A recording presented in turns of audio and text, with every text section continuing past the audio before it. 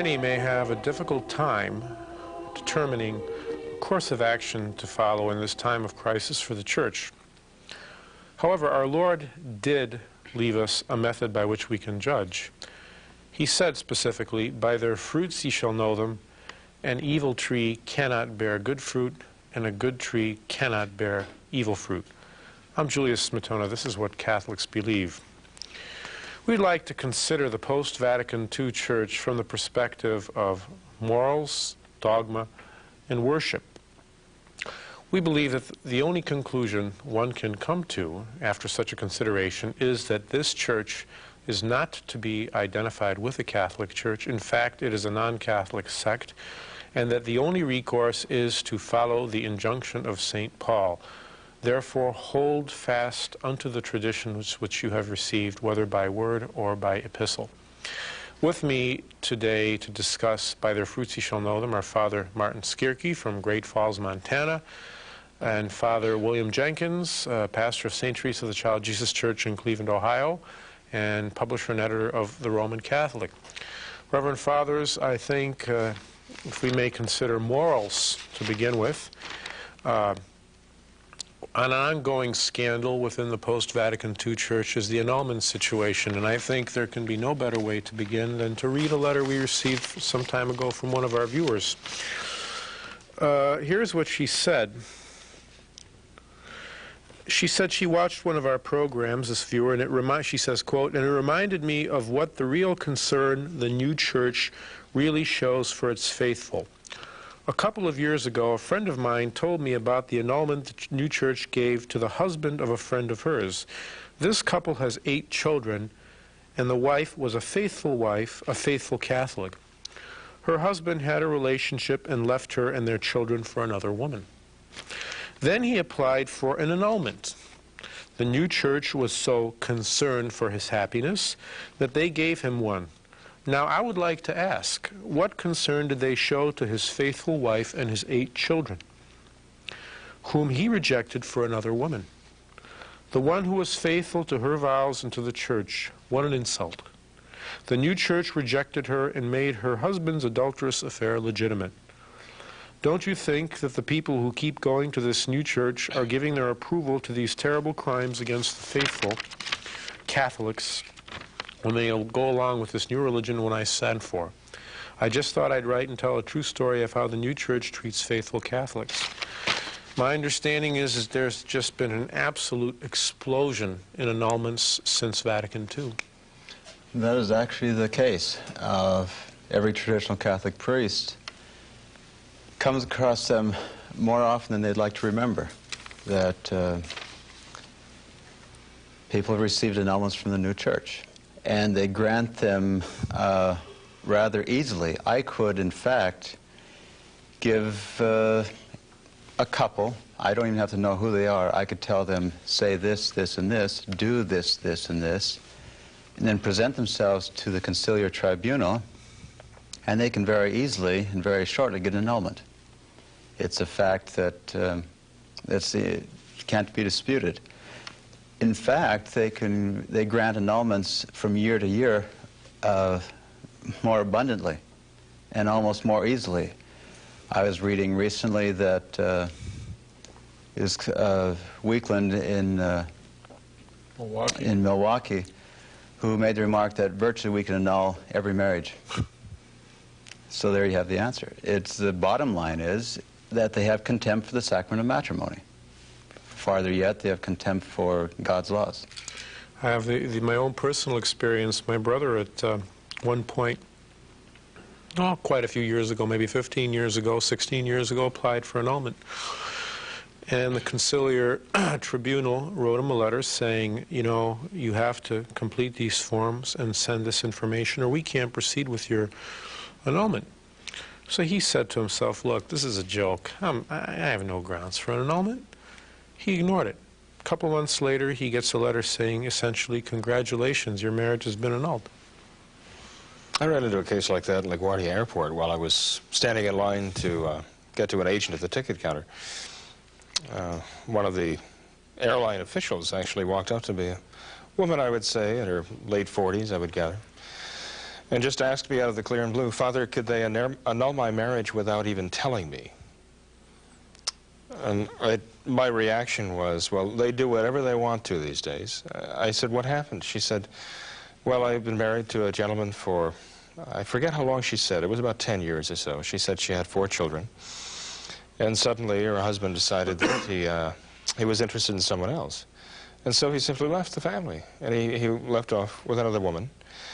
And he had gone through a number of other so-called relationships this way. But now he wanted to marry a younger woman who was a practicing Novus Ordo Catholic, and she wanted a church wedding. She couldn't have it, though, unless he got his real marriage annulled. And so the fellow at this point decided to try for an annulment so he could give a church wedding to his new bride. And as a matter of fact, he went through the whole process. The woman was not even aware of it, his real wife. She simply received notification in the mail some months later that they had annulled her marriage without asking her a single question. It's beginning to sound as though it were a business. And as Father Skierke pointed out, I mean, they seem to have the attitude that they can annul any marriage. Now, I mean, honestly speaking, some dioceses are different, some tribunals are different, some would be more conservative, some liberal. But nonetheless, the grounds on which they're granting annulments are so liberal, and the new Code of Canon Law has canonized these liberal grounds, that even the most conservative tribunal now is suspect in the reliability of the grounds that they allege. It really does undermine the whole concept of the sacrament of matrimony, of which our Lord said, "What God hath joined together, let no man put asunder." You know, we can, and I'd like to bring up some more examples of the post-Vatican II Church, some of the, sacrileges and outrages against morals, dogma, and worship. One of the problems we always run into is when these examples are brought forward is that, well, this is just a radical minority. You always have a rotten apple in every bunch. You can't, take a specific case and draw a conclusion to the whole structure. We have one of our viewers told us of a situation in their parish where at one time they went to a car wash which was sponsored by the parish and the nuns were washing cars in bikinis. And they were shocked by such a thing, and they came to the pastor and they brought this to his attention, and he essentially said, "I don't want to hear about it."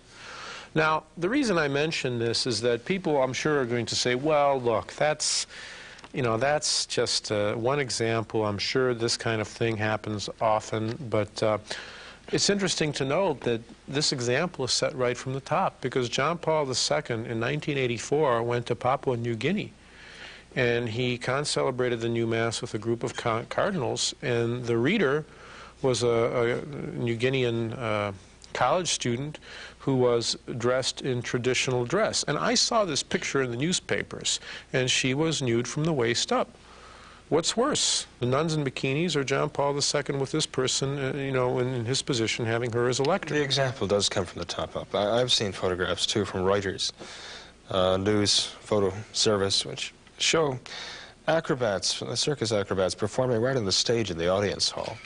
Women with bare midriffs going through acrobatic contortions right in front of his throne there. And it shows him standing there watching with a rather amused look on his face. What a terrible example. Right. What a terrible example. And I think the worst part of all is that he portrays himself as being a Marian Pope, as though the M on his crest actually stands for Mary. But this is the example of immodesty that is approved publicly, and it goes directly contrary to what Our Lady said at Fatima.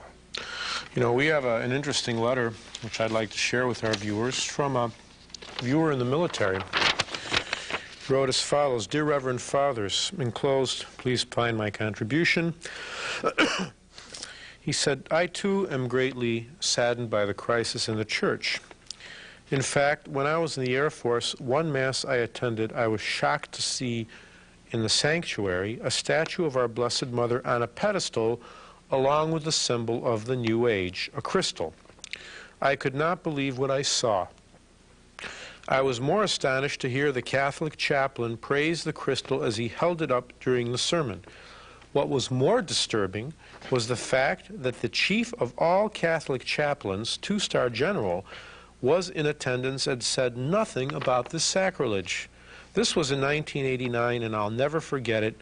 I have other stories of abuses by Catholic priests and lay people alike. It's just yesterday I was talking to a fellow who told me that in his parish church in Virginia, I believe, the priest put up in the sanctuary, as if they still had a sanctuary, they've really done away with that, but he put up a quilt in honor of the AIDS victims and put photographs on this quilt, and one of the photographs was of two men kissing with the statement underneath, "Read my lips." This was brought to the pastor's attention, and he did nothing about it. But he endorsed this, and this is in the what's left of any semblance of a sanctuary, just maybe 15 feet from their table now. This gentleman was shocked, but as I pointed out to him, I don't find that shocking anymore. What I find shocking is not that a Novus Ordo clergyman of any stripe would have done that, because even if he wouldn't agree with it, he'd be intimidated into going along with it for fear of reprisals from his bishop or complaints from a fringe and radical element. But what amazes me is that you put up with it, I told him. Why are you still going there? Your presence there is an endorsement of this. He's making it possible for this to happen, and it's a gross sacrilege. You know, with regard to the annulment situation, our Lord said that a man who puts away his wife and marries another commits adultery. And then putting her away and she going on and marrying again, he leads her into adultery as well. And St. Paul said very clearly, no adulterer or impure person is going to enter into the kingdom of heaven. He said, let no one deceive you with vain words, because there were those then who were trying to tell people it wasn't that bad. Well, he could say the same thing to these poor Novus Ordo Catholics today who are being led down by the primrose path. Let no one deceive you by vain words. These people are not going to enter into the kingdom of heaven. You're watching What Catholics Believe.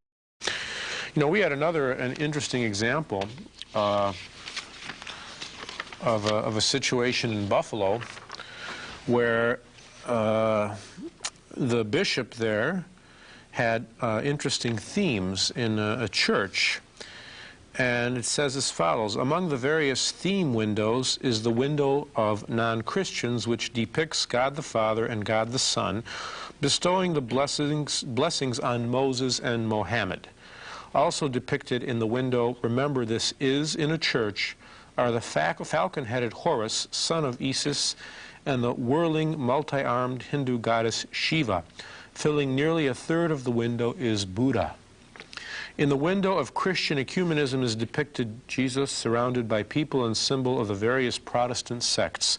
A window of prophecy depicts Martin Luther King, Cesar Chavez, Sister Thea Bowman, Dorothy Day, Mahatma Gandhi. The window of the sacred liturgy has a woman holding the sacred host and a female altar boy, a layman holding the missal and an altar boy. The window of Mary, Mother of the Church, depicts the cosmic Christ, a figure who cannot be identified physically as belonging to any specific ethnic or racial background. The window of Christian scholars depicts Father Teilhard de Chardin in the company of St. Thomas Aquinas, St. Thomas More, St. Teresa of Avila, and St. Catherine of Siena. The window of the Mission Church as servant depicts, among others, Desmond Tutu and Dalai Lama. It says, in addition to this, the windows as art are horribly ugly, almost ghoulish. Well, that's not a Catholic church. Right. And of course, the people who go there, some of them perhaps in goodwill, and they're disgusted by what they see, and it hurts them to see this happening. The people who go there are mistakenly going to a church that is not a Catholic church. And what their very presence there breeds scandal and a certain indifferentism toward the Catholic faith. They should flee from those places. You know, go ahead. I was going to add, too, that people, I find they don't seem to want to face reality and draw conclusions. Because if you draw conclusions, you have to act on them. This is evil, you have to stay away from it. This is good, you have to go to it. They don't want to, in any way, commit themselves because I think in a certain vague way they see what the consequences might be down the line. Such as what, Father? Change your lifestyle. We were talking about examples, yet you look at statistics, you go back to your annulments, as I mentioned earlier before the program, in 1969, 700 annulments. 3 years later, 7,000. Year after that, 15,000. So what happens to these people?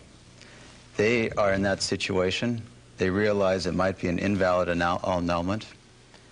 For them to change, it's going to change their whole lifestyle. And I think rather than do that, they don't want to face reality. They don't want to draw conclusions because of the mere fact the conclusions mean they'll have to act on them. Well, you know what's interesting, too, is many people of goodwill who are conservative and are shocked by such an abuse, their conclusion will be, well, again, this is a renegade bishop, he's an exception, and of course the hierarchy and the magisterium wouldn't tolerate this. But if we switch to some of our pictures, we'll see that John Paul II was once in front of thousands of people in India, marked with a sign of the adorers of Shiva on his temple, on his forehead rather, that he held this so-called Congress of Assisi where he permitted the Dalai Lama, who is held to be semi-divine by his followers, to place a statue of Buddha on the tabernacle of the Church of San Pietro in Assisi. And, you know, you could go on and on. I mean, he's been blessed by witch doctors. He's participated in interdenominational service. So I think what's important to realize is this isn't just one local bishop. This is coming right from the top. Right, the bishops are following his lead. There's no question. And they're following his lead in other ways, too. I mean, one day he'll, talk about the glories of the Rosary or the Blessed Sacrament. The next day he'll talk about the glories of Shinto or Taoism or some Eastern mystic cult. And you see, bishops nowadays doing that too. One day they'll appear with a rosary, which shocks many people. And I think that's the real shocking thing, that Catholics are shocked to see a bishop with a rosary. But then the next day they'll show up at a Masonic award ceremony to receive an award for their humanitarian efforts. And it really is, it's worse than if they never touched a rosary in their lives. It would be better if they would just not go near a rosary or a crucifix or anything that looks like real Catholicism, because then people wouldn't be so confused. Then they could say, look, this man is completely gone. He does everything Catholic except, I should say, he does nothing Catholic. Let's put it that way. He does nothing Catholic that if he were to do some things Catholic, because it just confuses the people. It misleads them. Well, it gives them a false hope. People are so conditioned, though, that there's no distinction between good and evil, right and wrong.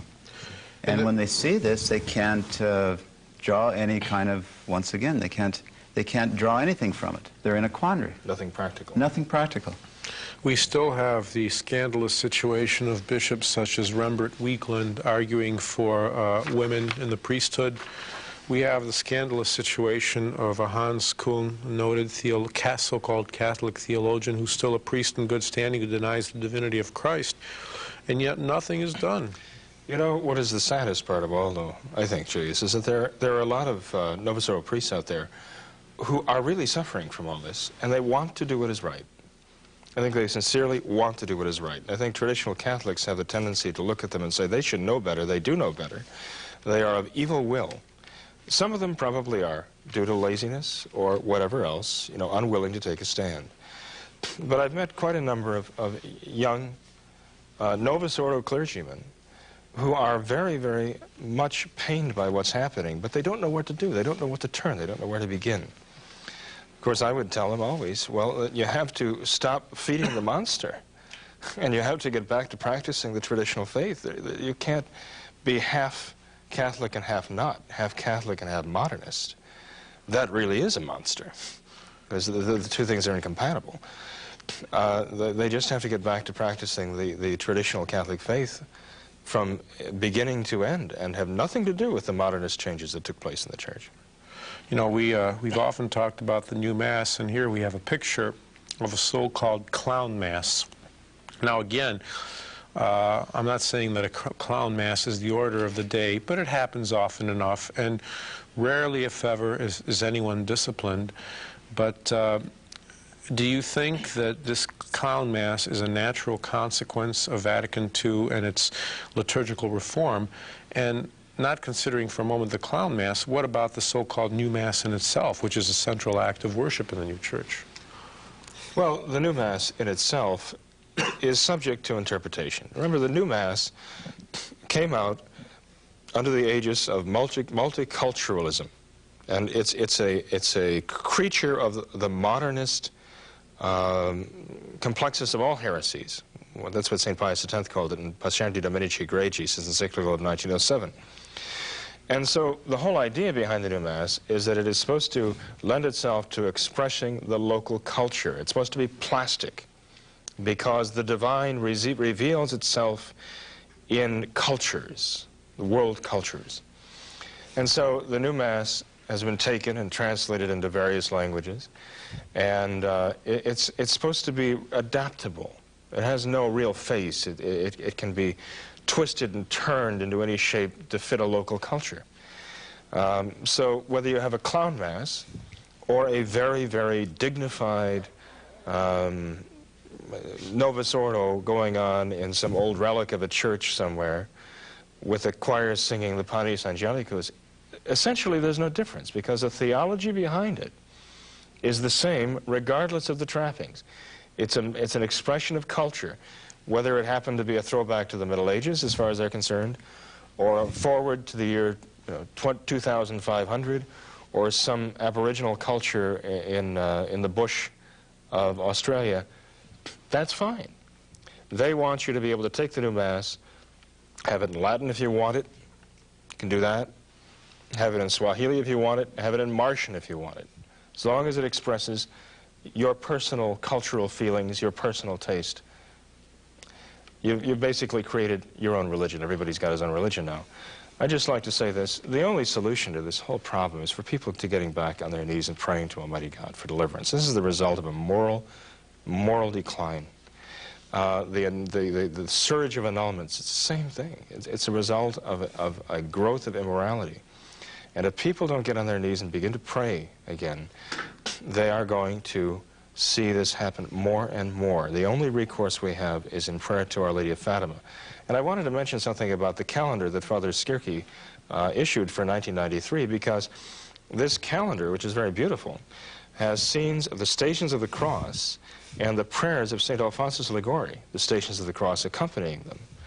And they should be on the wall of every Catholic home, because Lent is coming eventually, and we should be on our knees praying those Stations of the Cross. And I can't think of a better way to bring that to mind, the need for prayer, and praying those stations during Lent in home as a family, or if there's a traditional Catholic church nearby, go there before the Blessed Sacrament. But just be on your knees praying those stations every day throughout the Lenten season. That's what we need. You know, one thing, I know we brought up a lot of negative examples, and I think it is important to bring that up to convince people that this is a new religion. It is not the Catholic religion. It is not holy. It is not one. It is not apostolic. We got a very, very moving letter from a viewer in Minneapolis, Minnesota, who wrote as follows.